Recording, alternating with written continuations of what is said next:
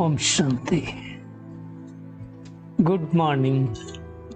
साकार मुरली 20 मई 2022। बाबा का मीठा मीठा लेटर हम मीठे मीठे बच्चों के मीठे मंथन के लिए। मंथन शुरू करने से पहले प्यार के सागर शिव बाबा की प्रेम भरी किरणों के नीचे बैठ जाते हैं और अनुभव करते हैं मैं प्रेम स्वरूपात्मा हूं, प्रेम के सागर की संतान हूं। आज मीठे बाबा ने कहा, मीठे बच्चे, अपने इस जीवन को कौड़ी से हीरे जैसा बनाना है। हर कोई बनाना चाहता है, तो क्या करना पड़ेगा? तो बाबा ने कहा, समय को सफल करो, अवगुणों को निकालो। अब समय हम कहाँ बर्बाद करते हैं? मोबाइल ले लिया और अगर गलती से चले गए सोशल मीडिया में तो कितना समय चला जाएगा पता ही नहीं चलेगा। किसी से वो आजकल जो बोलते हैं ना, क्या बोलते हैं, ये एक दूसरे के साथ बातें करना, इसकी उसकी करना, तो भी क्या है? Time waste. तो समय को सफल ही करना है, कमी कमजोरियों को निकालना। और उसको देखो, एक बात और है, कई बार कई लोग हमारी कमी कमजोरियों को बताते हैं तो हम फिर उनको भी बुरा मानते हैं। तो बुरा नहीं मानना है, बता रहा है बगैर फीस के, वही क्या कम है ना? तो उसको निकालो। अगर कोई बताता है, कुछ बताएगा, कुछ ऑब्जर्व करेगा तभी बताएगा। फिर बाबा ने कहा, खाने पीने सोने में समय बर्बाद मत करो। हमारा मेजोरिटी समय किसमें जाता है? अब देखो, सबसे ज्यादा समय जाता है खाने पीने में। सुबह हुई 6 बजे खाने क्या चलता है? नाश्ते का दिन आएगा, नाश्ता पूरा नहीं हुआ लंच का आएगा, लंच पूरा होकर के साफ सफाई नहीं हुई, 4 बजे की चाय, फिर शाम का खाना। अब सारा दिन खाने में। इसीलिए गीत भी है ना, तूने रात गंवाई सो के और दिन गंवाया खाए के। बाकी सोते रहते हैं। कई लोग तो दिन में भी, रात में भी सोते, दिन में भी 2-3 घंटे सोते। आज का प्रश्न है, मनुष्यों ने किस एक शब्द से सबको भगवान का रूप समझ लिया? तो बाबा कहता है, इस समय मैं बहुरूपी हूं। बहुरूपी का मतलब क्या होता है? कोई अलग अलग तरह के आकार नहीं धारण करता है। बाबा कहते हैं, ऐसे नहीं, यहां जब मुरली चलाता तो परम धाम खाली हो जाता है। नहीं, बाबा कहते हैं, मुझे तो बहुत सारे काम करने पड़ते हैं, बहुत सर्विस चलती है, बच्चों को, भक्तों को साक्षात्कार कराना पड़ता है। इसलिए बाबा कहते हैं, इस समय मैं बहुरूपी हूं। और इस एक शब्द के कारण मनुष्यों ने कहा भगवान के सब रूप हैं। बस इसीलिए कहते हैं, न तू बहुरूपिया है, और कोई बात नहीं है। दूसरा प्रश्न है, बाप की किस श्रीमत को पालन करने वाले बच्चे सपूत हैं?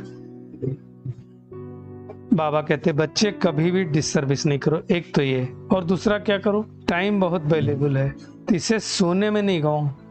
क्या करो? कम से कम 8 घंटा। बाबा कहते मेरे खातिर दो। अभी थोड़े दिन पहले भी कहा था, आज फिर से बाबा ने कहा, ये श्रीमत पालन करने वाले सपूत बच्चे हैं। मतलब सपूत बच्चे कौन है? जो 8 घंटा बाबा की सेवा में देते हैं। अब सेवा केवल स्थूल सेवा की बात नहीं, भौतिक रूप से हम सेंटर पर रहें तभी नहीं है। मनसा सेवा, याद, मुरली क्लास, सब मिला करके जो आत्म कल्याण के लिए, विश्व कल्याण के लिए कर्म किया जाए, वो सेवा है। तो वो करना है। बाबा बच्चों को समझा रहे हैं। हम सब बच्चे किसके? एक बाप के। शरीर का बाप तो शारीरिक होगा, लेकिन आत्मा जो अशरीरी है, उसका बाप भी अशरीरी है, उसको कोई शरीर नहीं है। बाबा ने समझाया है कि बेहद के बाप से बेहद सुख का वर्षा मिलता है, जो अभी शुरू होता है। और कब खत्म होगा? त्रेता अंत तक चलेगा, इसके बाद वो खत्म हो जाएगा। बाबा कहते तुम अभी पुरुषार्थ कर रहे हो, किस लिए? 21 जन्म प्रारब्ध के लिए, इसीलिए तो कर रहे हैं, और क्यों करेंगे? फिर बाद में बाबा कहते हैं हद का शुरू हो जाता है, बेहद का पूरा हो जाता है। ये कोई बातें हैं बाबा के सिवाय तो कोई समझा नहीं सकता। इस समय बाबा रचना रच रहा है, बच्चे बच्चियां, बाबा कहता है और कोई संबंध थोड़ी, हम कौन हो गए? ईश्वरीय संतान, शिव बंसी ब्रह्मा कुमार कुमारियां, तो हमारा सबका संबंध आत्मिक संबंध है। तो हमें अब हीरे जैसा अपना जीवन बनाने की मेहनत करनी है। शरीर निर्वार्थ कर्म करते, गृहस्थ व्यवहार में रहते, कमल फूल समान बनना है। भगवान हमें कौड़ी से हीरे जैसा बना रहा है, मनुष्य से देवता बना रहा है, तो फिर हमें अपने गुणों को तो निकालना पड़ेगा। देवताओं के लिए क्या कहते हैं? सर्वगुण संपन्न 16 कला संपूर्ण। अपने लिए क्या कहते हैं दुनिया के लोग? हम पापी नीच हैं। अब बाबा इसलिए समझा रहा है कि आसुरी गुणों को निकालो और दैवी गुणों को धारण करो। बाबा निराकार है, सब चितानंद है, चैतन्य है, ज्ञान का सागर है। भगवान आकर के कोई वेद शास्त्र नहीं सुनाता, वेदों शास्त्रों का सार सुनाता। अब ये बात हमको समझ में आनी चाहिए, और हमें अपनी चेकिंग करनी है कि अब अगर हमें दैवी गुण वाले बनना है तो आसुरी गुण तो होने नहीं चाहिए ना। कब खत्म होंगे? बाकी कोई गंगा स्नान करने से, पानी का स्नान करने से पाप भस्म नहीं होते। अगर पानी के स्नान से ही पावन बनते थे, एक तो पतित पावन बाप को याद क्यों करते? और दुनिया में कोई पतित होता ही नहीं।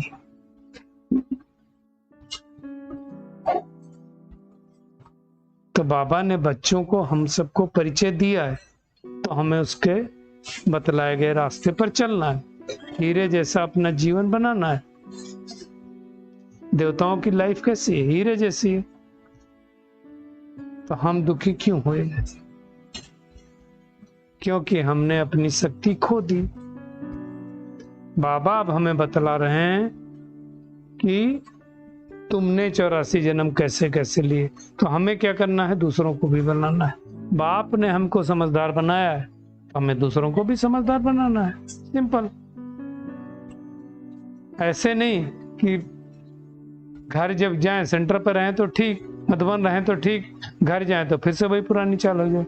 नहीं, शिक्षा पा करके दूसरों को शिक्षा देनी है। बाप का परिचय देने जाना पड़ता है ना। सभी धर्म वालों का एक ही बाप है, और ऐसा कोई धर्म वाला नहीं होगा जो उस परमात्मा को न याद करे। भले अलग अलग रूप से याद करे, कोई गॉड, कोई अल्लाह, कोई वाहिगुरु, वो अलग बात है, लेकिन याद सब परमात्मा को ही करते हैं। बाबा कहते हैं बाप से वर्षा पाने के सभी हकदार हैं, परंतु मिलता किसको वर्षा? जो उनको अच्छी रीति से समझ करके उन्हें याद करता, उनको ही वर्षा मिलता, सबको थोड़ी मिलता। कौन सा वर्षा देता है बाबा? मुक्ति, जीवन मुक्ति का वर्षा देता है। परम धाम में हम मुक्ति स्वरूप में है। सतयुग त्रेता में है तो जीवन मुक्त है, कोई बंधन नहीं है। इस समय तो सब जीवन बंध में है। तो बाबा आकर के ही रावण के बंधन से छुड़ाता है। कल भी कहा था ना, रावण को राम के अलावा कोई मार नहीं सकता है, समाप्त तो नहीं कर सकता है। बाबा कहते परमात्मा को जाने तो फिर सृष्टि चक्र को भी जाने। फिर कालदर्शी, कितनी नशे की बात है। बाबा ने कहा तुम ब्राह्मण ही हो जो तीनों कालों को जान करके कर्म करते हो।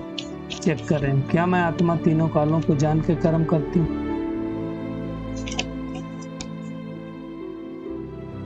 सोचो, देखो।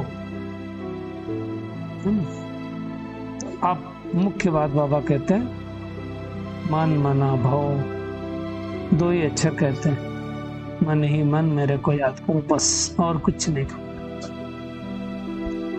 ये सब भूल जाओ, फलाने शास्त्र में ये है, वो कोई धर्म का शास्त्र नहीं। वैसे धर्म का शास्त्र एक है गीता, परंतु गीता में भी नाम डाल दिया गड़बड़।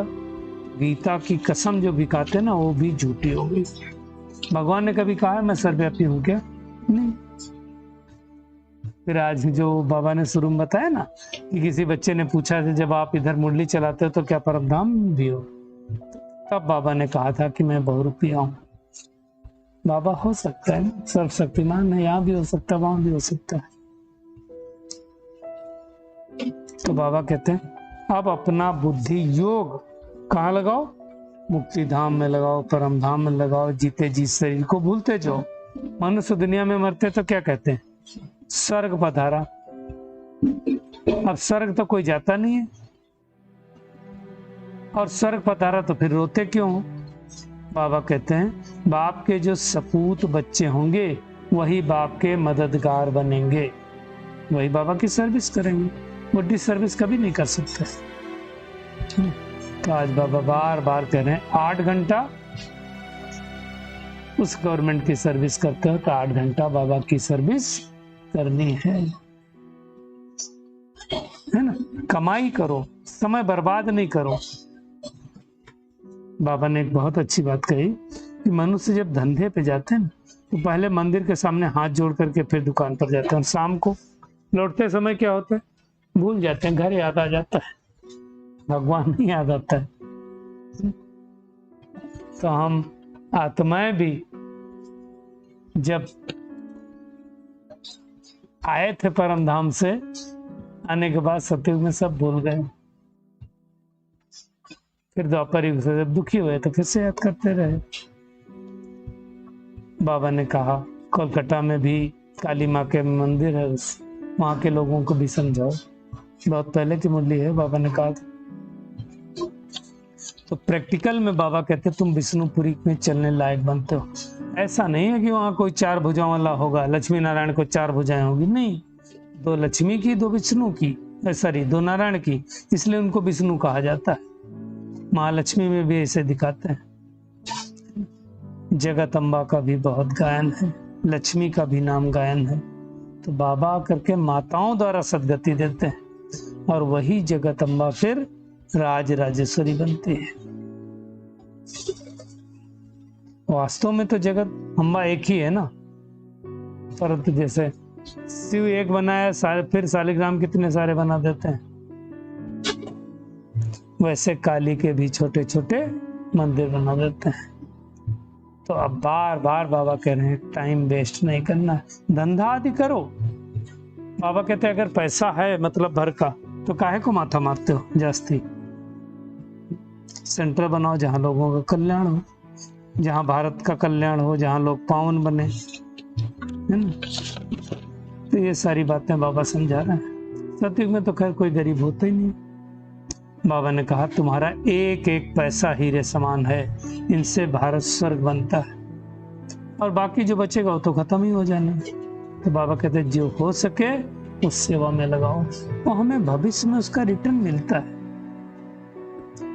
कई गरीब बच्चे देखो 8 आना भी कहते लगा दो मकान में, भगवान हमें क्या देगा, उसके बदले सोने के महल देगा, हम एवर हेल्दी वेल्दी बन जाएंगे। ये सारी बातें बाबा ब्रह्मातन में प्रवेश करके सुनाते हैं। तो आज सारा दिन क्या करना है, इस भारतवर्ष को पावन बनाने के लिए अपना तन मन धन सफल करना है, हीरा समझना पैसे को, और स्वर्ग की बनाने की सेवा में लगाना है, व्यर्थ नहीं गंवाना है। अपने जीवन को भी कौड़ी से हीरे जैसा बनाने के लिए, 21 जन्मों की प्रारब्ध बनाने के लिए दिन रात कमाई जमा करनी है, समय बर्बाद नहीं करना है, शरीर को भूलने का पुरुषार्थ करना है। आज का बाबा का खूबसूरत दरदान है, अकाल तख्त सो दिल तख्त नसीन बन, स्वराज के नशे में रहने वाले प्रकृति जीत माया जीत बहु। बाबा कहते हैं अकाल तख्त नसीन आत्मा सदा रूहानी नशे में रहती है। आत्मा तो नष्ट नहीं होती ना, काल नहीं खाता उसको। बाबा कहते जैसे राजा बिना नशे के राज्य नहीं चला सकता, नशा होना चाहिए ना राजा का तो राज्य चला पाएगा, ऐसे आत्मा अगर यदि स्वराज के नशे में ना हो तो कर्मेंद्रियां क्या करेंगी, कर्मेंद्रिय रूपी प्रजा राज्य करने नहीं देगी, राजा पर हावी हो जाएंगी। इसलिए बाबा कहते हैं काल तख्त नसीन सो दिल तख्त नसीन बनो। इसी रूहानी नशे में रहो तो कोई भी विघ्न व समस्या आपके सामने आ नहीं सकती है। प्रकृति और माया भी वार नहीं कर सकती। तो तख्त नसीन बनना अर्थात सहज प्रकृति जीत और माया जीत बनना, शांति से। बस हमें क्या बनना? तख्त नसीन बनना है। स्लोगन: संकल्पों की सिद्धि प्राप्त करनी है तो आत्म शक्ति की उड़ान भरते रहो, मुख्य आत्माएं है। चलिए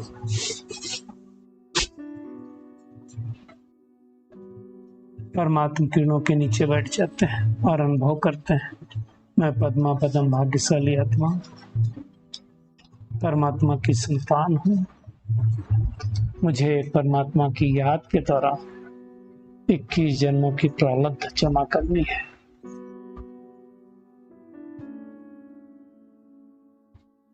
दिल तक तनसीन बन करके भारत को स्वर्ग बनाने के लिए अपने तन मन धन सबको सफल करना है। मैं आत्मा हूं, आत्म भाव में रह करके 8 घंटे इसी से सूर्य गवर्नमेंट की सेवा करनी है। शुक्रिया मीठे प्यारे बाप दादा, शुक्रिया आप सभी का इस मीठे मंथन के लिए। ओम शांति।